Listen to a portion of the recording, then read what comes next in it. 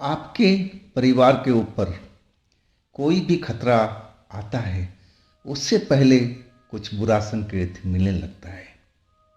लेकिन ये बुरा संकेत हर कोई समझ नहीं पाता।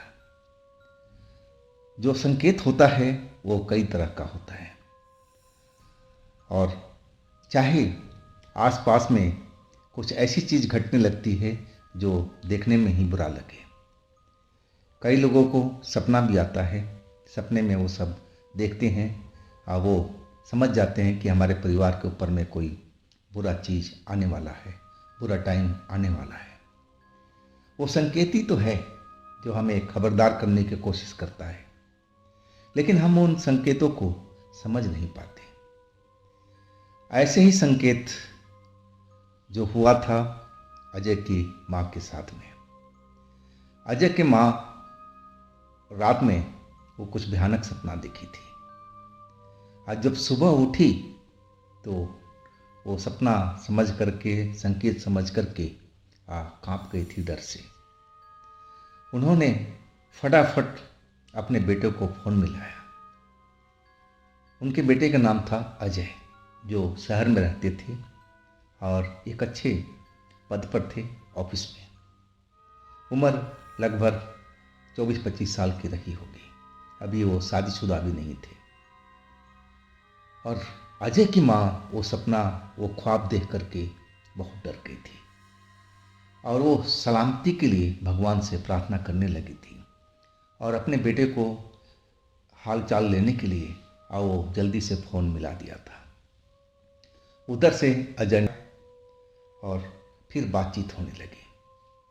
अपने बेटे को सकुशल पा करके अजय की माँ थोड़ा चैन की सांस लिया और वो कहने लगी कि बेटा, आज तू आ रहा है क्या?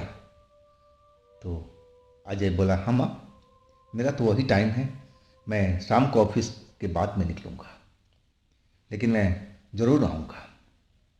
और फिर जो अजय था फ़ोन काट दिया। तो इसके बाद क्या हुआ? क्या अजय की माँ ने वो ख्वाब देखा था बुरा, कहीं वो सच तो नहीं हुआ? या फिर ऐसे ही वो जो ख्वाब था झूठा निकला? तो चलते हैं आज की कहानी में। तो दोस्तों, मैं हूं राज, आप देख रहे हैं हाईवे 33। आगे की जो कहानी है वो अजय की ही जुबानी। दोस्तों, मेरा नाम अजय है।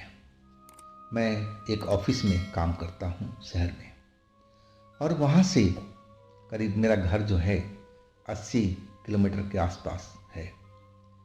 हाँ, मैं महीने में एक आध बार अपने गांव जाया करता था, वो भी शनिवार के रात को, क्योंकि मुझे शनिवार को निकलता था तो मैं रात को ही पहुंच जाता था। आज संडे मुझे पूरा अपने गांव में रहने का मौका मिलता था, और फिर मंडे को सुबह सुबह मैं जल्दी निकल लेता था और फिर अपने ऑफिस पहुंच जाता था। और उस रात को भी, उस शाम को भी मैं अपने गांव जाने वाला था। लेकिन माँ का सुबह सुबह में ही फोन आ गया।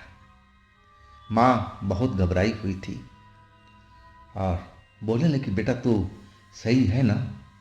तुझे कुछ बात तो नहीं हुआ है? माँ बहुत घबराई हुई थी और मुझे समझ में नहीं आ रहा था कि आखिर मेरे साथ में क्या हुआ है।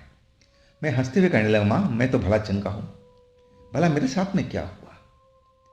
तब जाके माँ को संतोष मिला था और वो कहने लगी कि बेटा, क्या तू आज आ रहा है? आज तो शनिवार है ना? तो मैंने बोला, हाँ माँ, मैं आज आ रहा हूँ। वही मेरा वक्त है, ऑफिस के बाद में मैं निकलूँगा और देर रात तक घर पहुँच जाऊँगा।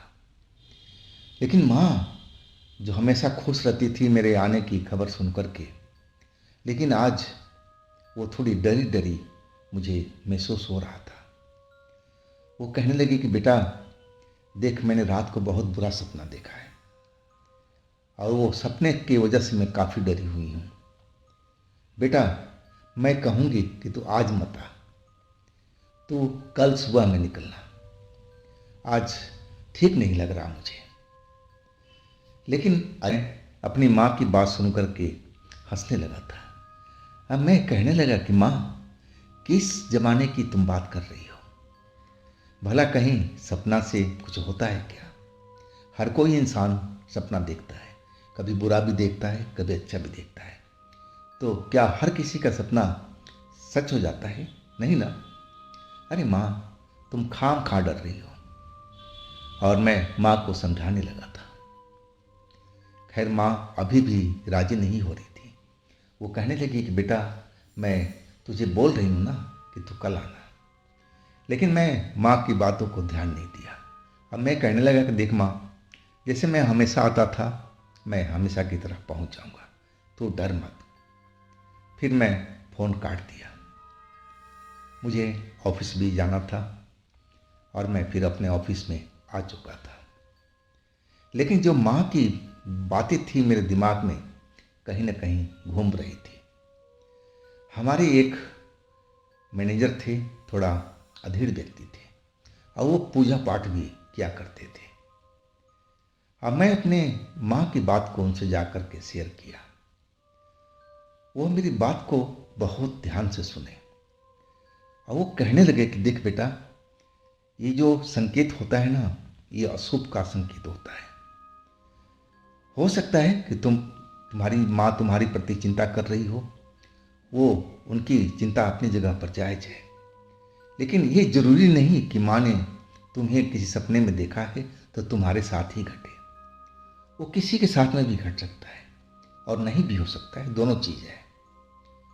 अब मैं उनकी बातें सुन कर के थोड़ा सा मुझे अलग लगा था। दिल में मुझे अच्छा नहीं लग रहा था उनकी बातें सुन करके, क्योंकि ये वैज्ञानिक युग था, साइंस का युग है और अभी भी लोग इन चीज़ों को मानते थे, जिसमें हमारे मैनेजर भी थे। अब मैं उनसे क्या बोलूं? मैं बोला ठीक है सर, लेकिन मैं अपनी जो इरादा था गांव जाने का, वो तो मेरा अटल था। ऑफिस के बाद सीधा मैं अपने कमरे पर पहुंचा और अपने जरूरी सामान को एक बैग में इकट्ठा किया और फिर मैं अपनी बाइक लेकर के और हाईवे पर चल दिया। अब मैं गांव से करीब करीब 20 किलोमीटर के दूरी पर रह गया था। जो मेरी बाइक थी अच्छी भली चलती थी, हमेशा टाइम पर मैं उसकी देखरेख करवाता था, मेंटेनेंस करवाता था और उसने कभी आज तक मेरे साथ में धोखा नहीं दिया था। अब रात के करीब 11:30 का वक्त था और 20 किलोमीटर दूरी था मेरा गांव का और उस सड़क पर अब मेरी बाइक बंद पड़ गई थी। अब जो रोड था, जो पहले चल रहा था, लेकिन अब धीरे धीरे वो भी ट्रैफिक थमता चला गया। अब कहा जाए तो रोड बिल्कुल खाली खाली सा हो गया था। अब मैं अपनी बाइक को स्टार्ट करने का भरपूर कोशिश कर रहा था, लेकिन मेरी जो बाइक थी वो स्टार्ट होने की नाम नहीं ले रही थी। अब रात भी गहराती जा रही थी। आसपास में मैं देखने लगा कि मैं हूँ कहाँ पर। मैंने देखा एक साइड में पूरा खेत ही खेत नज़र आ रहे थे। अब मेरी बाईं साइड में जिधर मैं खड़ा था, उस साइड में जंगल जैसा दिख रहा था। आसपास में कोई भी बस्ती, कोई भी गांव, ऐसी चीज़ें मुझे नज़र नहीं आ रही थी। अब मैं अपने आप को इस वीरान जगह पर अकेले पा करके थोड़ा घबराया हुआ था। हालांकि मैं डरपोक नहीं था, ना मैं डरता था, लेकिन अकेलापन जो होता है ना, वो इंसान को डराने लगता है और वही मेरे साथ में हो रहा था। एक अलग सी अनुभूति हो रही थी, शरीर में लग रहा था कि कुछ चल रहा है और मैं आसपास फिर गहरी नज़रों से देखने लगा। लेकिन वही चीज़ थी, चीज़ें तो बदलने वाली नहीं थी। अब फिर मैं अपने बाइक के पास आकर के दोबारा उसको देखने लगा। मैं कोशिश में था कि कैसे भी मेरी बाइक स्टार्ट हो जाए, लेकिन बाइक तो कसम खा रखी थी कि आज मैं स्टार्ट होंगी नहीं। मुझे अपने बाइक पर बहुत गुस्सा आ रहा था। इस बाइक ने तो कभी मेरे साथ में धोखा नहीं दिया, लेकिन आज मुझे इस निर्जन जगह पर, एकांत जगह पर, जहाँ पर कोई मुझे दिखाई नहीं दे रहा, उस जगह पर आकर मुझे पटक दिया है। तो गुस्सा तो आना लाजमी था। अब मैं अपने आप ही बड़बड़ाते हुए जा रहा था। मैं बाइक भी देखता जा रहा था और मेरे मुंह से आवाज़ें भी निकल रही थी। तभी लगा कि पास में कई लोग आते हुए नजर आ रहे हैं। उनकी आवाज़ सुनाई देने लगी थी। वो तेज तेज बातें करते हुए और मुझे दिखाई देने लगे। वो रोड साइड से ही आ रहे थे, लेकिन रोड तो बिल्कुल खाली था। ना तो कोई हमें ट्रैफिक दिखाई दिया, ना कोई कार, ना कोई बस।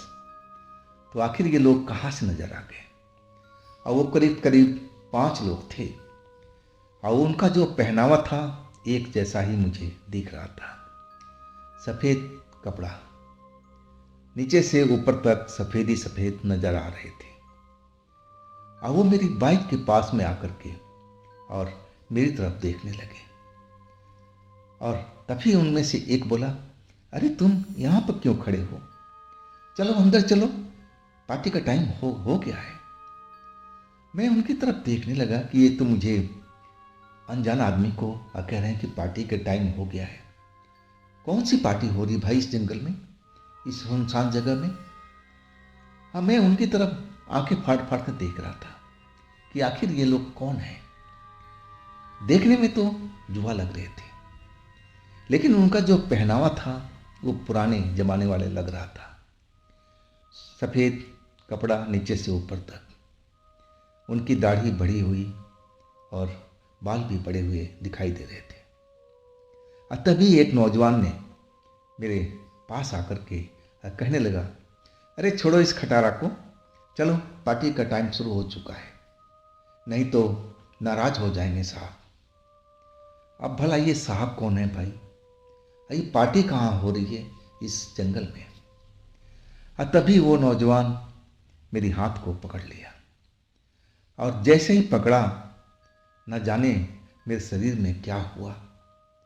मैं तो उसके साथ साथ अब चलने पर तैयार हो गया। मुझे कुछ भी सोच नहीं रहा था कि मैं क्या करूं ना करूं।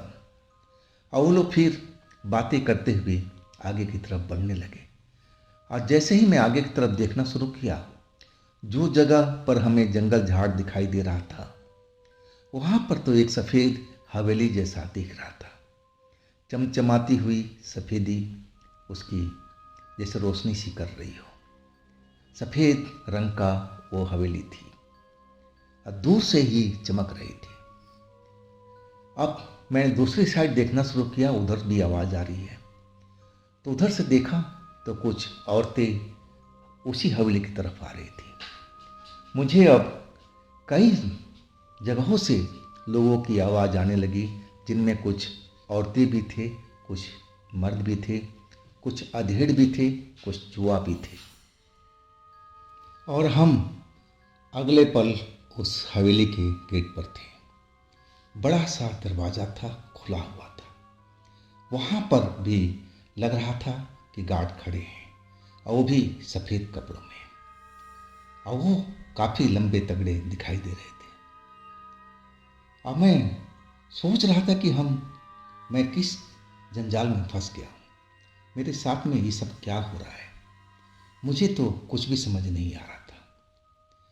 और तभी मैंने देखा एक हंसी खिलखिलाती हुई औरतों की, और उधर मैं देखना शुरू किया तो उसमें तो मॉडर्न कपड़े मुझे दिखाई दे रहे थे, आज के ज़माने का कपड़ा वाला स्टाइल, और वैसे ही चमकदार कपड़े थे।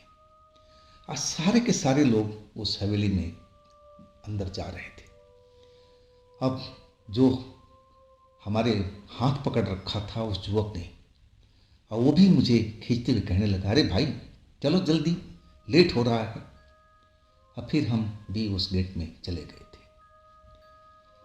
अंदर गए तो देखा वो तो बड़ी सी हवेली है, उसमें तो बहुत सारे कमरे बने हुए हैं। अब बीच में बड़ा सा आंगन है। आंगन में कुछ फंक्शन सा हो रहा था। मैंने देखा एक काले कपड़े में और सफ़ेद दाढ़ी, सफ़ेद बाल और आंखें एकदम लाल लाल हुई पड़ी एक अधेड़ व्यक्ति बैठा हुआ है, और जैसे कोई वो पूजा पाठ कर रहा हो।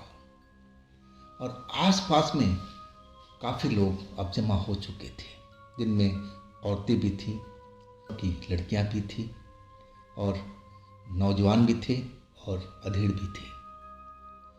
सब एक जगह पर उस आंगन में इकट्ठा हो गए थे। और मैं भी अब एक साइड में खड़ा था, और अभी भी वो युवक मेरे हाथ पकड़े हुए था। और फिर आखिर उसको किसी ने आवाज़ दिया, और वो उस आवाज़ की तरफ वो मेरा हाथ छोड़ करके चल दिया। लेकिन मैं समझ नहीं पा रहा था कि यहाँ पर क्या हो रहा है। अब यहाँ से कैसे निकलूं। अब मैं धीरे धीरे बिना आवाज़ किए पीछे की तरफ हटने लगा।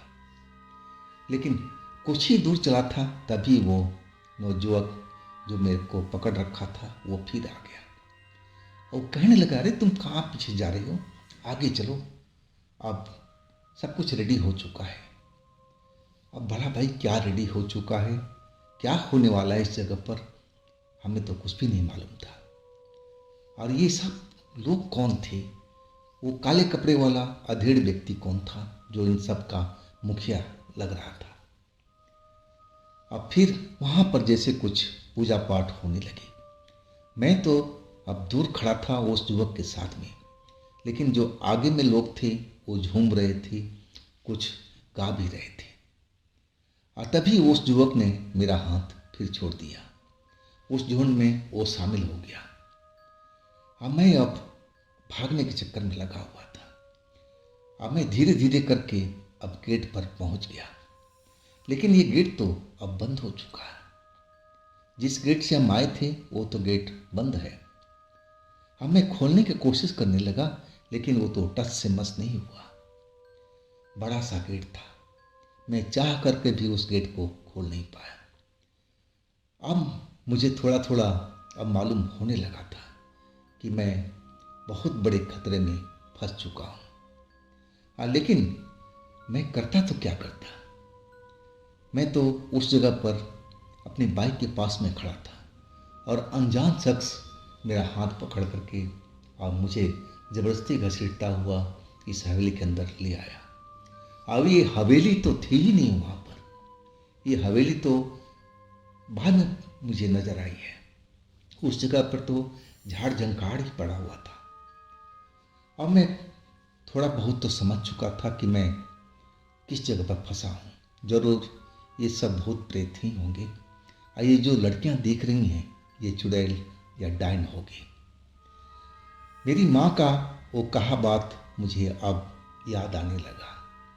वो मुझे मना कर रही थी कि बेटा आज मत आ, आज मत आ। लेकिन मैं अपनी माँ की बात को नहीं सुना। मैं तो अपना ही जिद में था कि साइंस का युग है, विज्ञान का युग है, और ये सब बातें तो बहुत पुरानी हो चुकी है। लेकिन मेरे सामने में वही पुरानी बातें अब सामने खड़ी थी, जो मैं कभी विश्वास भी नहीं करता था। अब वहाँ पर लग रहा था कि पूजा पाठ उनका खत्म हो गया है। वहाँ पर हलचल तेज हो गई थी, क्योंकि पहले खामोशी थी।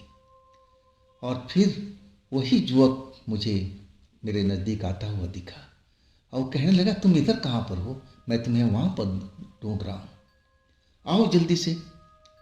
और फिर मेरा हाथ पकड़ करके एक साइड में ले जाने लगा। मैं देखा वहाँ पर बहुत बढ़िया खाने पीने की व्यवस्था किया हुआ है, टेबल लगा हुआ है, कुर्सी लगी हुई है, बड़ा सा हॉल है।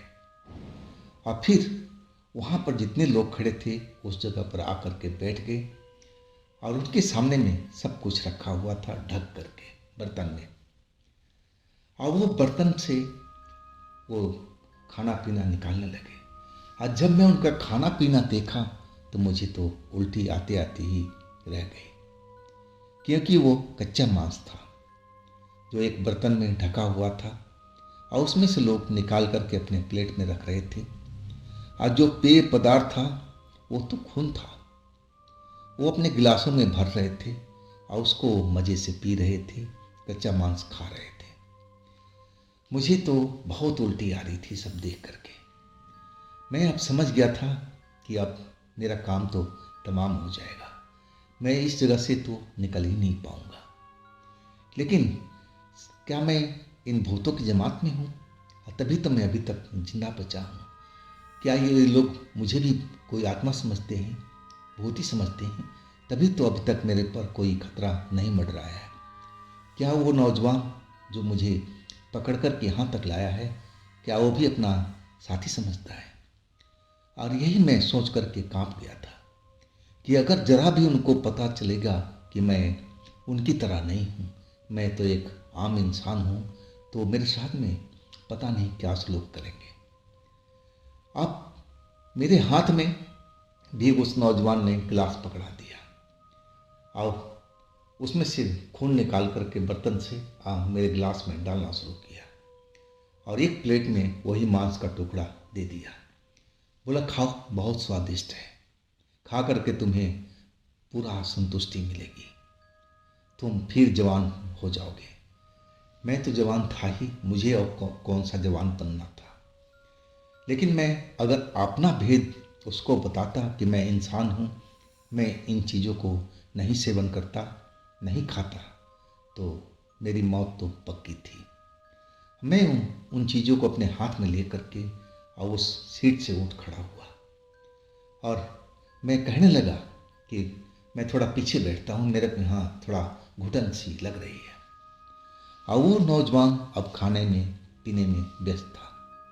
वो शायद मेरी बात को भी नहीं सुना और मैं पीछे की साइड में चला गया और एक जगह जा कर के उन प्लेटों को, जो भी पदार्थ था उसमें मांस का टुकड़ा और गिलास में खून भरा हुआ था, उसको मैं ज़मीन पर डाल दिया। अब मैं वहीं खड़ा खड़ा अब सोचने लगा कि हे भगवान, मैं अब क्या करूं, कैसे निकलूं?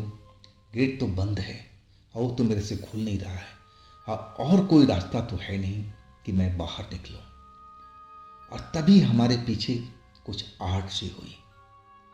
जब आहट हुई तो मैं मुड़ करके देखा। मैं देखा तो एक अधेड़ औरत मेरे पास में पीछे में खड़ी थी और उसके हाथ में भी वही प्लेट और वही गिलास पड़ा हुआ था, लेकिन वो खाली था। जैसे मेरे हाथ में गिलास खाली था, प्लेट खाली था, वैसे भी उसका खाली था। और वो कहने लगी, बचना है यहाँ से। अब मैं उसकी तरफ चौंक करके देखने लगा। मेरे चेहरे पर अब डर दिखाई देने लगा था, बहुत दिल धड़क रहा था मेरी तेजी से। कहीं इस अधेड़ महिला ने मुझे पहचान तो नहीं लिया। मैं उसकी तरफ देखे जा रहा था और तभी वो दोबारा बोली, इस जगह से बच करके निकलना है तुम्हें? मैंने बोला, हाँ हाँ, मुझे निकलना है। वो कहने लगी, मेरे पीछे आओ, आज ध्यान से, आवाज़ बिल्कुल मत निकालना। मैं उस अधेड़ महिला की तरफ देखने लगा। अधेड़ महिला का चेहरा थोड़ा भयानक सा लग रहा था, बाल अजीब तरह के हुए पड़े थे और वो चल भी रही थी तो लंगड़ा के चल रही थी। अब वो आगे आगे चल रही थी, मैं उसके पीछे पीछे चल रहा था। ना जाने कौन सी औरत थी जो मुझे बचाने की कोशिश कर रही थी और वो मुझे एक गलियारे के अंदर में लेती जा रही थी। मैं उसके पीछे पीछे चलता जा रहा था बिना आवाज़ किए। और वो जो औरत थी वो लंगड़ा के चल रही थी, लेकिन फिर भी उसके कदमों से कोई भी आवाज़ नहीं आ रहा था। अब मैं भी उसी की तरह चलने की कोशिश कर रहा था कि मेरे कदमों से बिल्कुल भी आवाज़ नहीं आए। अब उस जगह पर जहाँ पर पार्टी चल रही थी वहाँ शोर शराबा सा हो रहा था। लग रहा था कि फिर कुछ प्रोग्राम नया हो रहा है वहाँ पर। बहुत शोर मुझे सुनाई दे रहा था और वो औरत मेरी तरफ मुड़ मुड़ कर देखती और जल्दी आने की इशारा करती। आखिरकार हम उस गलियारे के अंत में पहुंचे तो वहाँ पर एक छोटा सा दरवाज़ा मुझे दिखाई दिया जो कि वो बंद था। उसमें एक मोटा सा ताला लगा हुआ था। और जब हम दरवाजे में पहुंच गए तब उस औरत ने मुझे शांत रहने की इशारा किया कि बिल्कुल शांत रहो, बिल्कुल आवाज़ नहीं निकलना चाहिए। और फिर अपने कपड़ों में से एक चाबी निकाली और उस ताले को खोल दिया और ताला खोल करके दरवाज़ा अंदर की साइड में खींच दिया। मैं देखा बाहर अंधेरा ही अंधेरा मुझे नज़र आ रहा था। अंदर में रोशनी रोशनी से भरा हुआ जगह था और वो रोशनी भी कहाँ से आ रही है कुछ भी मालूम नहीं चल रहा था। लेकिन बाहर तो आंखें बिल्कुल अंधेरे में खो गई थी। मुझे कुछ भी नज़र नहीं आ रहा था कि बाहर में हम कहाँ पर हैं, किस जगह पर हैं। और औरत मेरा हाथ पकड़ करके बाहर की तरफ खींच दिया और उस दरवाजे को फिर बंद कर दिया बाहर से। और फिर मेरा हाथ पकड़ते हुए वो अंधेरे में जाने लगी। वो आगे आगे, मैं पीछे पीछे। हम लोग अंधेरे में एकदम गुमसा हो गए थे। हर तरफ अंधेरा ही अंधेरा नजर आ रहा था। आखिरकार हम कितना दूर चले कुछ भी मालूम नहीं, लेकिन काफ़ी दूर हमें लग रहा था कि उस जगह से हम लोग आ गए हैं। और फिर एक जगह पर मैं उससे बोलने लगा कि मैं अब थक गया हूँ, मुझसे अब चला नहीं जा रहा है। वो अधेड़ महिला अब हमारी तरफ मुड़ी और मेरी तरफ देखने लगी। वो कहने लगी कि तुम तो अभी नौजवान हो और तुम थक गए, देखो मैं तो अधेड़ हूँ और अभी भी नहीं थकी हूँ। मैं कहने लगा कि देखिए मेरे से चला नहीं जा रहा, अब मैं बिल्कुल नहीं चल पाऊँगा। और तभी वो अधेड़ महिला हंसने लगी और उसका जो आवाज़ था जैसे पहले बोल रही थी भारी आवाज़ में, अब उसकी आवाज़ तो एकदम पतली होने लगी। और वो अधेड़ महिला देखते ही देखते मेरे सामने में एक नौजवान लड़की बन चुकी थी। अब फिर मैं उसकी तरफ देखता ही रह गया था। इतनी सुंदर मुझे वो दिखाई दे रही थी और वो भी अभी भी हंस रही थी। और वो कहने लगी, देखो मैं तुझे उस जगह से बचा के ले आई, नहीं तो तुम उस जगह से कभी भी निकल नहीं पाते। अगर उनको तुम्हारा भेद पता चल जाता कि किसी मनुष्य को इस हवेली के अंदर में लाया गया है गलती से, तो वो तुम्हें जिंदा छोड़ते ही नहीं और उस भूत को भी वो तकलीफ देते जो तुम्हें यहाँ तक लेके आया था। अब मैं तुम्हें तो एक नज़र में ही देख करके पहचान गई थी कि तुम इंसान हो, तुम कोई आत्मा नहीं हो, ना तुम कोई भूत प्रेत हो।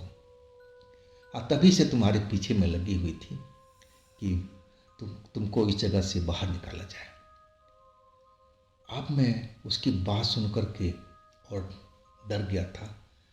मैं पूछने लगा कि तुम कौन हो, तुम कौन हो? तुम तो अधेड़ दिखाई दे रही थी, लंगड़ा के चल रही थी और तुम तो एक नौजवान खूबसूरत लड़की बन चुकी हो, तो तुम आखिर हो कौन? वो फिर हंसते हुए कहने लगी कि मैं भी एक आत्मा हूँ, लेकिन मैं इनकी तरह नहीं हूँ। ये भी मुझे पकड़ कर के ले आए थे, लेकिन मैं अपना रूप जो था वो मैं अपना भयानक बना रखी थी कि कोई मुझे तंग ना कर सके, मेरा शोषण ना हो सके।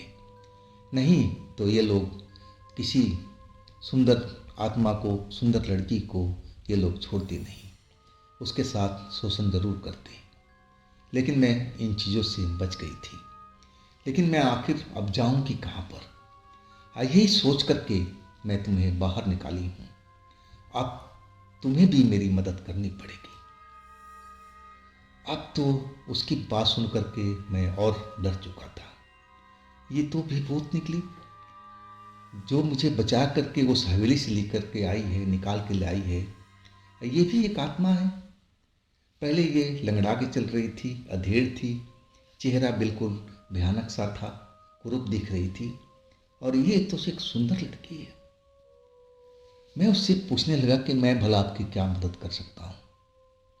वो कहने लगी कि तुम मुझे अपने घर में कुछ दिनों के लिए पनाह दो। जब इनका ये सब कार्यक्रम खत्म हो जाएगा तब मैं कहीं अपना जगह देखूंगी।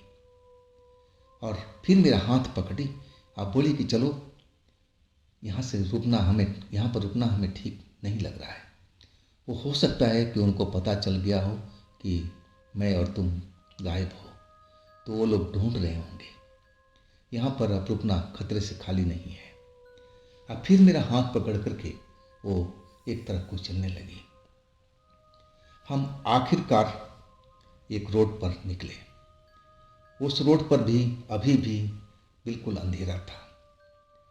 मुझे नहीं मालूम कि हम कौन से रोड पर हैं, कि ये रोड जो था अलग दिख रहा था। इस पर हर जगह पर मुझे पेड़ दिखाई दे रहे थे।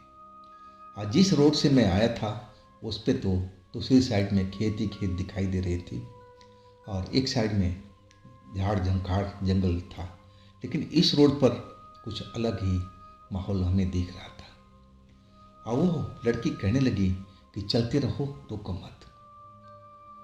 हम चल रहे थे, उसी रोड पर पैदल चलते जा रहे थे। अब मैं बहुत थक चुका था। वो लड़की मुझे जोर जोर से चलने की कोशिश कह रही थी कि तेज चलो, जोर से चलो, लेकिन मैं अब चल नहीं पा रहा था। आखिरकार एक पेड़ के नीचे मैं बैठ गया। अब मैं कहने लगा कि अब मुझसे नहीं होगा, मैं अब चल नहीं पाऊंगा, मैं थक करके चूर हो चुका हूँ।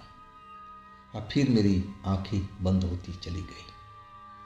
शायद मैं अब बेहोश हो चुका था या थकान की वजह से मैं गहरी नींद में चला गया था। जब मुझे होश आया तो मैं देखा सुबह हो चुकी है। अब मैं एक रास्ते पे पड़ा हूँ, रोड पर पड़ा हुआ हूँ। और वो रोड जैसे मैंने रात को देखा था वैसे ही था। तो आखिर मैं हूँ कहाँ पर? मैं आसपास उस लड़की को देखने लगा, लेकिन वो लड़की मुझे अब नज़र नहीं आ रही थी। अब मैं तो रात की बातें सब ध्यान करके डर सा गया था, घबरा सा गया था कि आखिर मेरे साथ में रात में क्या क्या हुआ है। ये लड़की नहीं होती तो मेरी जान तो बचती नहीं, मैं कभी भी उस हवेली से बाहर नहीं आ सकता था। अब मैं उस रोड पर आगे की तरफ दौड़ने लगा था।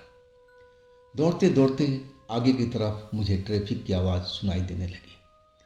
ये जो रोड था उसी मेन रोड पर जाकर के मिलता था। जब मैं मेन रोड पर पहुंच गया तब मेरी जान में जान आई थी। अब देखने लगा कि मेरी बाइक कहाँ पर खड़ी थी। मैं आगे की तरफ उस मेन रोड पर बढ़ने लगा आईडीए से। अब कुछ किलोमीटर चलने के बाद में मेरी बाइक नजर आ गई थी। जब मैं अपने बाइक के पास पहुंचा तो वहाँ पर बाइक तो मेरी ज़रूर खड़ी थी, लेकिन वो हवेली जो मुझे रात में दिखाई दी थी, सफ़ेद रंग की हवेली, वो मुझे नज़र नहीं आई।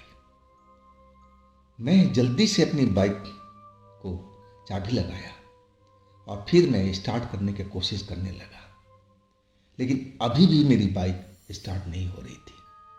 आखिरकार मैं धकेलते हुए अपने गांव के साइड में चलने लगा। कुछ किलोमीटर चलने के बाद में एक गांव आया और वहाँ पर एक मिस्त्री से अपनी बाइक को मैं सुधरवाया। और फिर मैं अपने गांव की तरफ पहुँच गया था। जब मैं अपने घर पहुँचा तो हमारे घर के लोग बिल्कुल, उनका हाल ख़राब था कि मैं रात में कहाँ रह गया, मैं पहुँचा नहीं, वो मुझे हो। अब मैं रात की बात सब उनको बताया कि मैं किस जंजाल में फंसा हुआ था उस जगह में, मेरे साथ में क्या क्या हुआ था, मैंने क्या क्या देखा था, क्या क्या महसूस किया था। और उस लड़की की वजह से ही मैं आज उस हवेली से जिंदा निकल आया हूँ।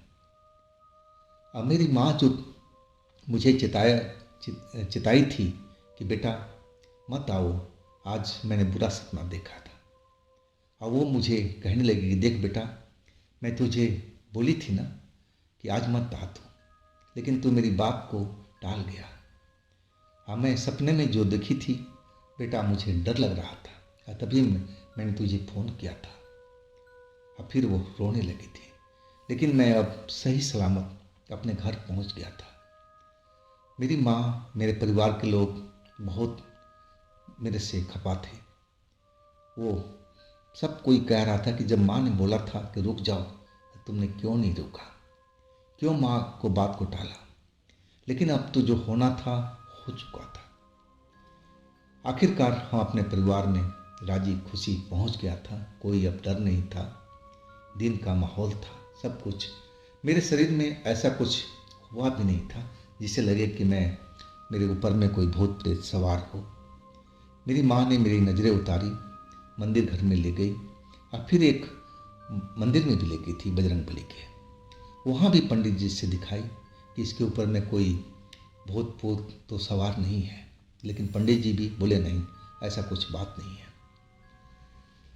जब मैं रात को खाना वाना खा करके सोया, अपने पलंग पर लेटा और जब मैं गहरी नींद में आ गया तो मुझे महसूस हुआ कि उसी लड़की की आवाज़ मुझे सुनाई दे रही है, जो लड़की मुझे उस हवेली से निकाल करके और मुझे सुरक्षित स्थान पर पहुंचा दिया था। अब मैं घबरा करके मैं अपनी आंखें खोल दिया और जब मैंने अपनी आंखें खोला तो कोई भी आवाज़ नहीं था, ना वो लड़की मेरे आसपास में कहीं थी।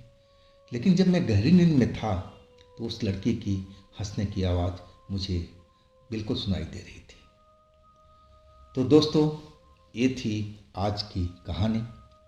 अगर आपके पास भी ऐसी कोई घटना है जो आप मुझे बताना चाहते हैं तो आप मुझे इंस्टाग्राम पर या मेरे व्हाट्सएप नंबर पर शेयर कर सकते हैं। और दोस्तों, ये भी आप ही का चैनल है, तो इसको भी अपना प्यार दीजिए, लाइक कीजिए, सब्सक्राइब कीजिए, शेयर कीजिए। और फिर हम मिलते हैं अगले रोज़ एक नई घटना, एक नई कहानी में। आप लोग अपना ख्याल रखिएगा। नमस्कार।